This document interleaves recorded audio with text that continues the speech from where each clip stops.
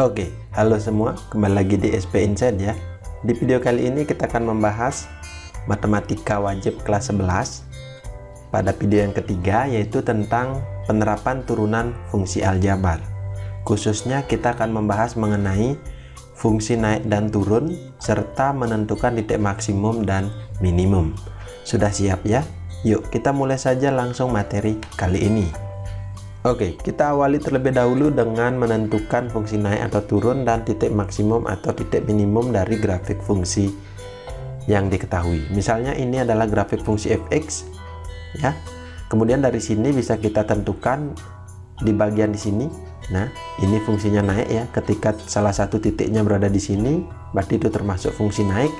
Kemudian yang di sini turun, kemudian ini terus turun, kemudian yang di sini disebut fungsi naik dari fx. Terus bagaimana untuk kondisi yang berada di puncak-puncaknya ini? Ya, kalau yang seperti ini kita anggap saja sebagai gunung, kemudian yang di bawah kita anggap sebagai lembah. Di titik ini kan titiknya tidak naik dan tidak turun. Itulah yang disebut titik stasioner.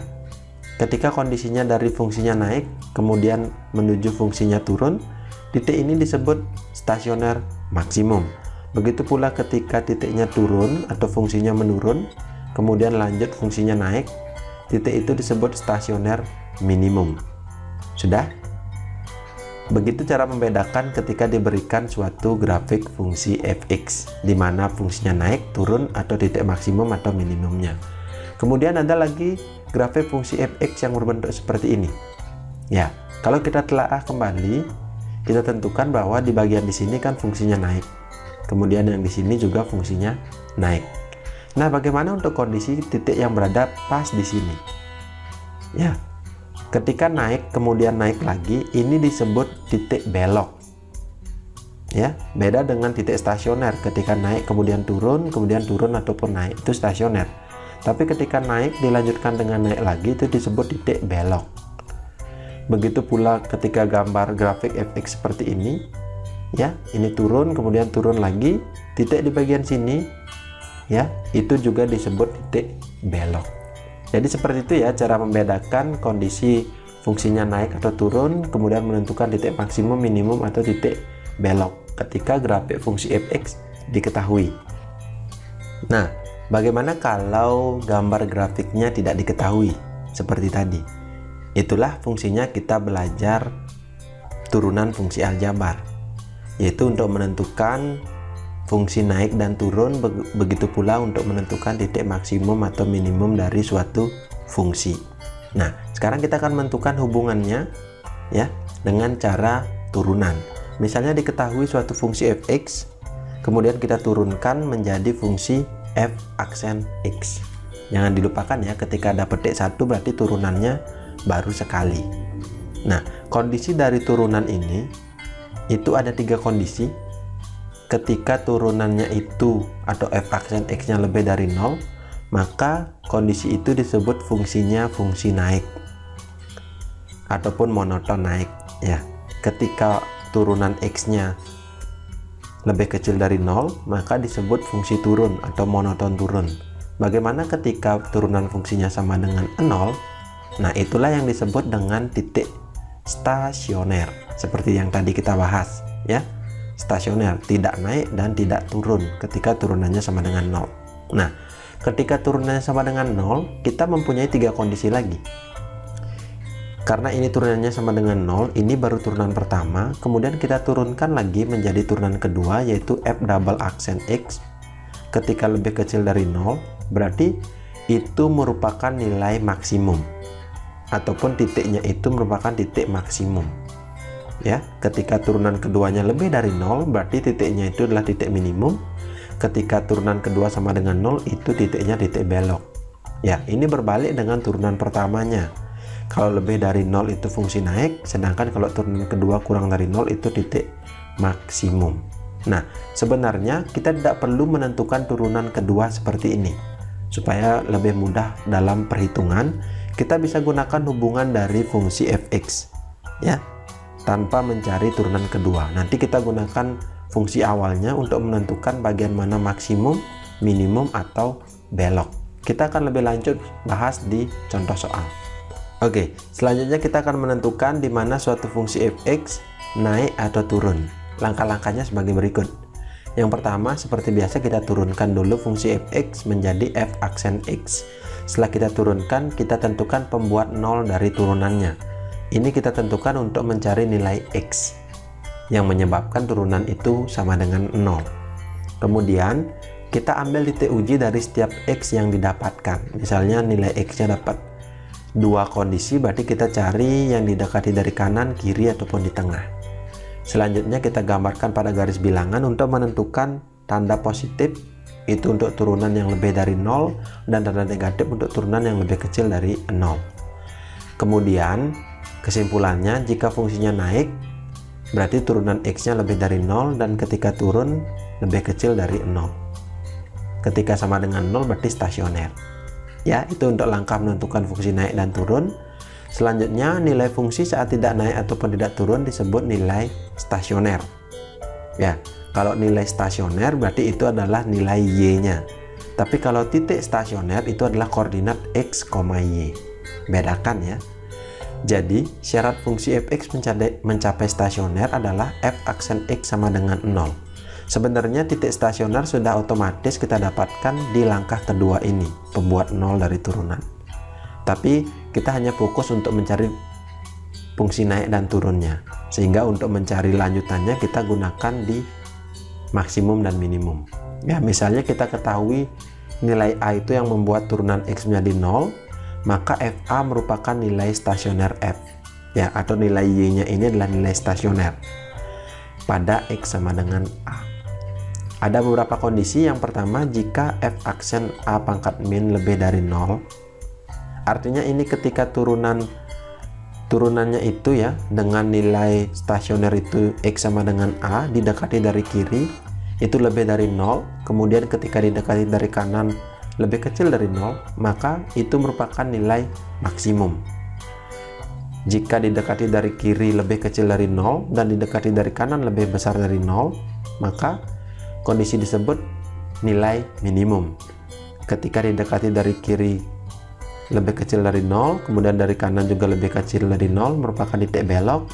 Ketika didekati dari kanan lebih besar dari 0 dan juga didekati dari kiri lebih besar dari 0, maka kondisi tersebut disebut titik belok. Ini sama halnya dengan yang kondisi pertama membentuk gunung, kemudian kondisi kedua membentuk lembah, kondisi 3 dan 4 terus naik atau terus turun. Oke, kita langsung saja bahas contoh soal 1 mengenai fungsi naik dan juga fungsi turun. Tentukan interval fungsi naik dan turun dari fx sama dengan x pangkat 2 tambah 2x kurang 5. Perlu diketahui ya, ketika menentukan fungsi naik ataupun turun, berarti kita menentukan dalam bentuk interval. Tapi ketika titik maksimum dan minimum itu berupa koordinat atau hanya nilai maksimum atau minimumnya. Nanti kita bahas di bagian maksimum dan minimum ya. Berarti yang kita tentukan adalah interval fungsinya. Kita jawab seperti biasa ketika sudah diberikan fungsi fx, langkah pertama ya pasti kita turunkan. Ya, jangan dilupakan untuk turunan fungsi aljabar. Fx sama dengan x pangkat 2 tambah 2x kurang 15, berarti turunannya adalah ini 2 kali x, kemudian x 2 kurang 1 atau x pangkat 2 kurang 1, itu jadinya 2x. Kemudian turunan dari 2x itu adalah 2. Kemudian 15 ya 0 turunannya. Sehingga turunan dari fungsi fx adalah 2x tambah 2. Yang seperti ini harus sudah cepat bisa seperti ini ya. Karena itu akan mempermudah di langkah selanjutnya. Kemudian yang kedua, kita cari pembuat nolnya dari f aksen x sama dengan 0. Berarti 2x tambah 2 sama dengan 0. Kemudian 2x sama dengan 2-nya pindah menjadi min 2. X sama dengan min 2 bagi 2, yaitu x sama dengan min 1. Setelah kita dapat x-nya min 1, kemudian untuk mengetahui di mana letak daerah positif dan daerah negatif pada garis bilangan, maka ambil titik uji di antara x sama dengan min 1. Kemudian kita substitusikan ke turunan fungsi x. Nah, ketika fungsinya naik berarti turunannya lebih dari 0, ketika turun berarti turunannya kurang dari 0. Artinya gini, ketika didapat nilai x seperti ini, kita buat garis bilangan ya, dengan tengah-tengahnya itu adalah nilai x-nya min 1. Nanti kita ambil titik uji yang lebih kecil atau daerah di sini ya. nilai X yang lebih kecil dari min 1 dan nilai X lebih besar daripada min 1. Untuk nilai X yang lebih kecil dari min 1, maka kita bisa ambil bilangan terdekat adalah min 2. Kemudian min 2 kita masukkan ke turunannya, yaitu yang ini. Jadinya 2 kali min 2 tambah 2. Jadinya min 4 tambah 2, yaitu min 2. Yang kita cari hanyalah apakah nilainya positif atau negatif. Ya, karena ini min 2 berarti negatif, berarti di bagian di sini adalah daerah negatif. Ya, kemudian untuk X lebih dari min 1, maka kita ambil bilangan yang terdekat, yaitu 0. Yang bilangan yang lebih jauh misalnya 5 boleh diambil. Ya, yang penting lebih besar dari min 1. Kita masukkan ke turunannya ini, jadinya 2 kali 0 tambah 2. 2 kali 0, 0, 0 tambah 2, 2. 2 ini kan positif, sehingga daerah sebelah kanannya ini adalah positif semua. Nah, ketika sudah berbentuk seperti ini garis bilangannya, sesuai dengan ketentuan kalau fungsi naik lebih dari 0, kalau fungsi turun kurang dari 0. Berarti di bagian kiri ini adalah karena negatif, berarti di sini fungsinya turun, kemudian di bagian kanan ini adalah fungsinya naik karena daerah positif. Sudah? Sehingga bisa kita tentukan untuk fx naik pada interval x lebih dari min 1, yang di sini fungsi naik, dan turun pada interval x lebih kecil dari min 1 bagian sini. Selanjutnya contoh soal 2 untuk menentukan titik maksimum dan minimum. Diberikan fungsi fx sama dengan 7 kurang 6x kurang x kuadrat. Tentukan titik stasioner beserta jenisnya.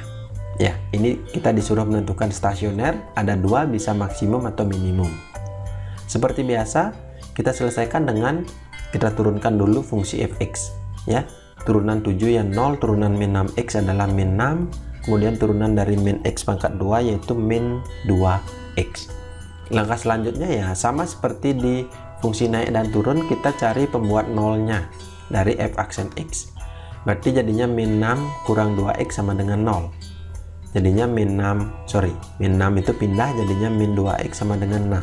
Sehingga x sama dengan 6 bagi min 2 sama dengan min 3. Berarti X sama dengan min 3 adalah titik stasionernya. Sekarang kita tentukan di bagian mana stasionernya maksimum atau di bagian mana stasionernya minimum. Yang kita gunakan adalah dengan menggunakan nilai dari fungsi awal fx tanpa turunan kedua. Ya, seperti biasa kita ambil titik uji di antara x sama dengan min 3. Ya, berarti kita buat dulu garis bilangan dengan min 3 berada di sini. Berarti kita punya dua kondisi yang lebih kecil dan lebih besar. Sama seperti di contoh soal 1, kita ambil X lebih kecil dari min 3, berarti kita ambil min 4, masukkan ke turunannya ini.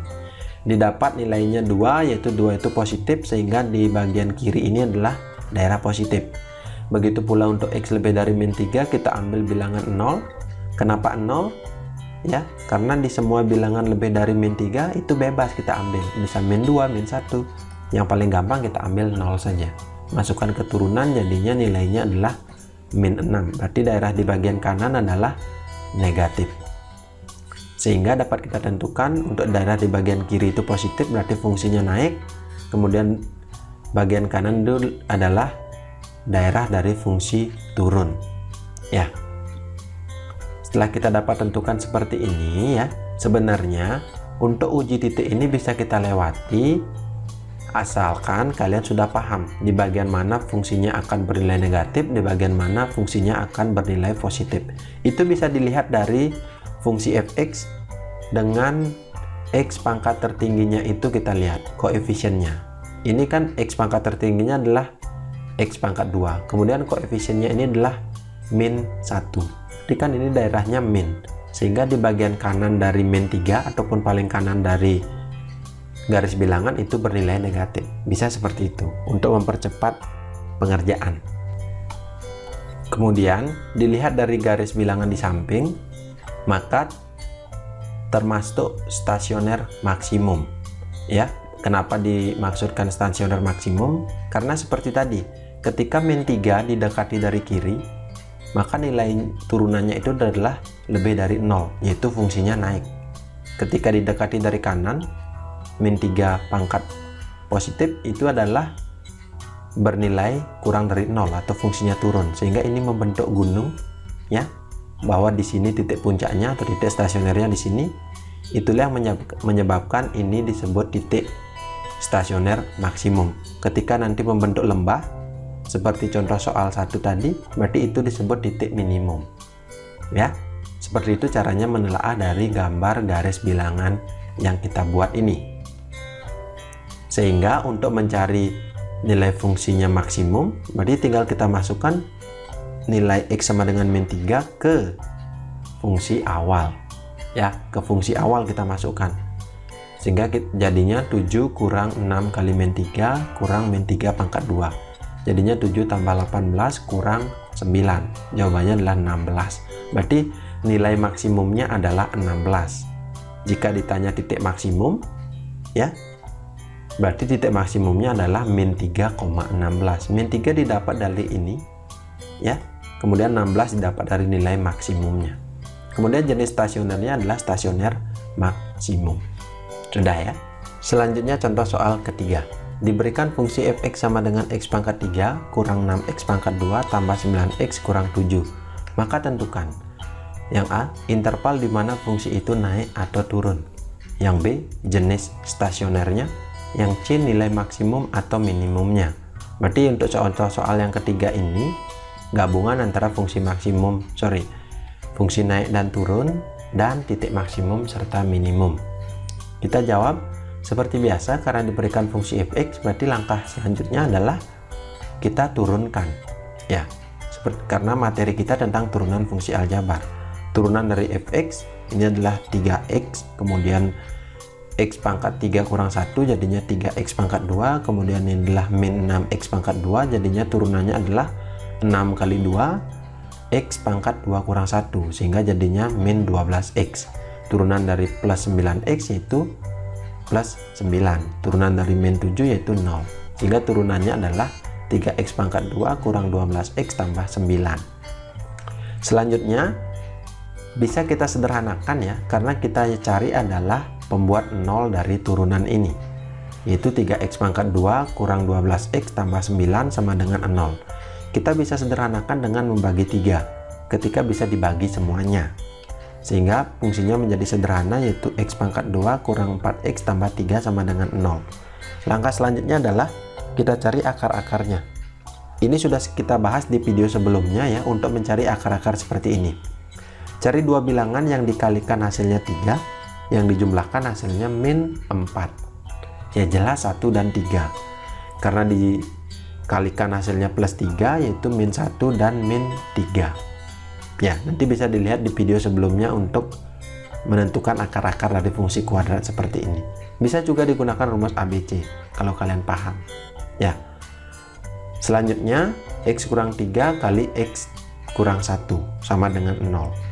Setelah didapatkan seperti ini, sehingga nilai x nya adalah 1 atau x sama dengan 3. Ini didapat dari x kurang 1 sama dengan 0, sehingga x nya sama dengan 1, atau x kurang 3 sama dengan 0, sehingga x nya sama dengan positif 3. Setelah kita dapat ada dua titik stasioner ya, atau ada dua nilai x, kita seperti biasa buat pada garis bilangan, yaitu ada dua titik di garis bilangan itu, 1 dan 3, sehingga ada 3 daerah yang di sini, serta di sini. Langkah selanjutnya apa? Kita ambil titik uji dari ketiga daerah ini. Cukup kita ambil salah satu saja, misalnya kita ambil untuk x lebih kecil dari 0 atau yang x lebih besar dari 3 ya. Kita ambil bilangan 4, berarti masukkan ke turunan ini ya, sehingga didapat nilainya positif, sehingga yang di sini adalah positif, kemudian yang di sini sudah pasti negatif, yang di sini sudah pasti positif. Biasanya seperti itu, karena ketika mencari pembuat nolnya ini tidak ada fungsi kuadrat yang kita tentukan, ataupun tidak ada akar-akar yang kembar ya, pasti selalu berulang, pasti selalu berlainan, positif negatif positif atau negatif positif negatif. Atau bisa kita gunakan cara melihat dari fungsi fx, pangkat tertinggi dari x itu adalah x pangkat 3 ya. X pangkat 3 ini koefisiennya kan 1, positif, sehingga karena ini positif berarti di bagian paling kanan dari garis bilangan sudah pasti positif. Dilanjutkan negatif, positif. Atau kalian kalau masih bingung bisa gunakan cara uji titik seperti ini ya, supaya kalian lebih paham. Selanjutnya, karena ini positif sehingga di bagian di sini fungsinya naik, kemudian ini negatif, di bagian di sini fungsinya turun, yang di sini adalah naik lagi ya. Sudah jelas ya, ini membentuk gunung, kemudian ini membentuk lembah ya. Karena di bagian A hanya diminta interval di mana fungsi naik dan turun, sehingga kita bisa tuliskan fx naik pada interval x lebih kecil dari 1 ya, karena 1 ke kiri di sini positif, atau x lebih dari 3 karena di sini juga positif. Dan fx turun pada interval ya di antara 1 dan 3, x lebih besar dari 1 dan x lebih kecil dari 3. Itu untuk jawaban bagian A. Kemudian yang B diminta jenis stasionernya, karena gambar garis bilangannya seperti ini ya, sehingga kita bisa tentukan ya, untuk nilai x pembuat nolnya itu ada 2, yaitu 1 dan 3. Kemudian di bagian di sini membentuk gunung ya, sehingga untuk x sama dengan 1 termasuk stasioner maksimum ya. Kemudian untuk x sama dengan 3 kini membentuk lembah, termasuk stasioner minimum. Atau bisa kita gunakan dengan pendekatan 1 dari kiri positif, kemudian 1 dari kanan negatif, sehingga maksimum. Begitu pula untuk yang x sama dengan 3. Sudah ya, kita lanjutkan ke yang C, nilai maksimum atau minimum dari fx. Sehingga untuk menentukan nilai maksimumnya tinggal kita substitusikan nilai x sama dengan 1 ke fx, kemudian untuk nilai minimumnya kita substitusikan x sama dengan 3 ke fx. Karena kondisi tadi ya, di jawaban nomor B yang di sini adalah maksimum, ini adalah minimum. Untuk x sama dengan 1 berarti kita masukkan ke F1, jadinya 1 pangkat 3 kurang 6 kali 1 pangkat 2 tambah 9 kali 1 kurang 7. Jadinya 1 pangkat 3 itu 1. Kemudian yang seperti ini banyak siswa bingung. Jangan 6 kali 1 pangkat 2, tapi 1 pangkat 2 dulu baru dikali 6. Jadinya kurang 6 tambah 9 kurang 7. Jawabannya adalah min 3. Kemudian untuk x sama dengan 3 kita masukkan, jadinya 3 pangkat 3 kurang 6 kali 3 pangkat 2 tambah 9 kali 3 kurang 7. Jadinya 3 pangkat 3 27, 3 pangkat 2 9, 9 kali 6 54, 9 kali 3 juga 27 dikurang 7. Jawabannya adalah min 7. Sehingga nilai maksimum pada x sama dengan 1 adalah min 3 dan nilai minimum pada x sama dengan 3 adalah min 7. Ingat, kalau ditanya titik maksimum berarti 1, min 3. Titik minimum yaitu 3, min 7. Oke, contoh soal yang keempat sekaligus yang terakhir. Nah, contoh soal ini adalah penerapan turunan fungsi aljabar dalam kehidupan sehari-hari. Jadi ini adalah salah satu manfaat kita belajar turunan fungsi aljabar. Kita baca soalnya. Seorang petani mempunyai kawat sepanjang 80 meter yang direncanakan untuk memagari kandang berbentuk 3 buah persegi panjang berdempet yang identik seperti pada gambar berikut. Ini gambarnya. Dengan sisi di sepanjang gudang tidak memerlukan kawat. Tentukan luas maksimum kandang tersebut. Ya, berarti petaninya mempunyai kawat, ini adalah gudangnya, ini adalah 3 persegi panjangnya, ini 1, 2, dan 3. Di bagian di sini tidak isi kawat, ini juga tidak isi kawat, ini juga tidak isi kawat. Sehingga seperti ini bentuk kandangnya. Ini panjang semua, ini adalah panjangnya disimbolkan P, kemudian ini adalah disimbolkan L. Sehingga P-nya ada 1, kemudian L-nya nanti ada 1, 2, 3, 4. Jadi langkah-langkahnya kita akan buat persamaan terlebih dahulu. Dari gambar tersebut didapat keliling ketiga kandang adalah, ya, kita kelilingi kandang ini adalah P ditambah L tambah L tambah L tambah L, jadinya P tambah 4L. Yang di sini jangan dijumlahkan karena di sini kan sudah ditutupi oleh gudang, ya. Setelah itu kita punya persamaan 1, jadinya P tambah 4L sama dengan 80. Artinya panjang ataupun keliling kandang itu sama dengan panjang kawat yang dimiliki. Sehingga kita punya persamaannya menjadi P sama dengan 80 kurang 4L. Sudah? Kita sudah punya persamaan 1, kemudian kita akan masukkan persamaan I ini ke persamaan luas kandang. Karena kandangnya berbentuk persegi panjang, berarti luasnya adalah panjang kali lebar.